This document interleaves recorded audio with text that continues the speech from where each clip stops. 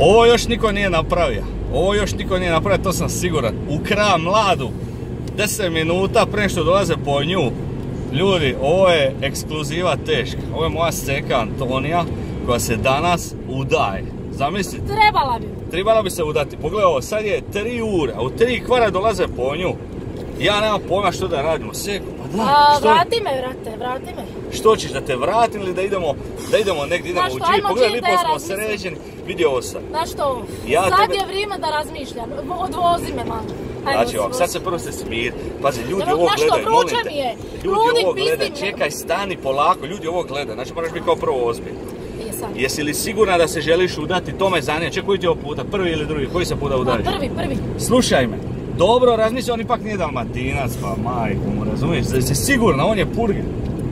Jesam, brate, evo kad me ti pitaš jesam. Jel ga voliš? Ajme jako. Jesi izračunala matematički, jel ga voliš? A nisam, što ima, što nema. Srce mi je reklo da ga volim. Pa ljudi moji, sad gledaj ovo, umjesto da tu da se mi, da ovako lipe cure, da ostaju u Dalmaciji, lipe naše cure idu u Zagreb. Ja nemam ništa protiv toga da ove cure iz Zagreba dođu vam, ali naše cure da idu gore, to mi isto malo ono bez veze, tako. Jesi uzbuđena?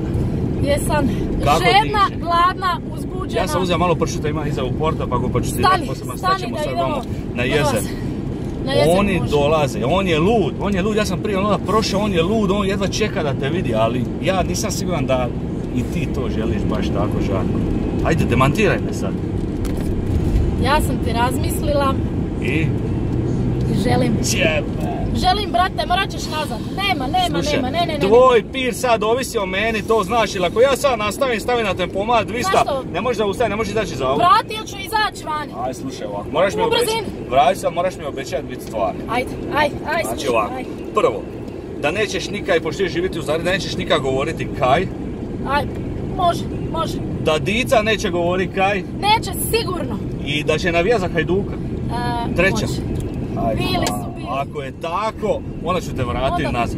Pazi, znači, moramo širiti ljubav, bratstvo, jedinstvo između Hrvata. Sad ova naša seka, ona ide gori u Zagreb. Sutra će neka iz Zagreba doći vamo. Nebitno je to sad, bitno da se ljubav širi. Oni se vole, to je ono što je najbitnije od svega, jel tako se? Koliko imamo još minuta? 2. Onda se moramo krenuti ove naše ceste. A kad ćemo pojesti onaj pršut?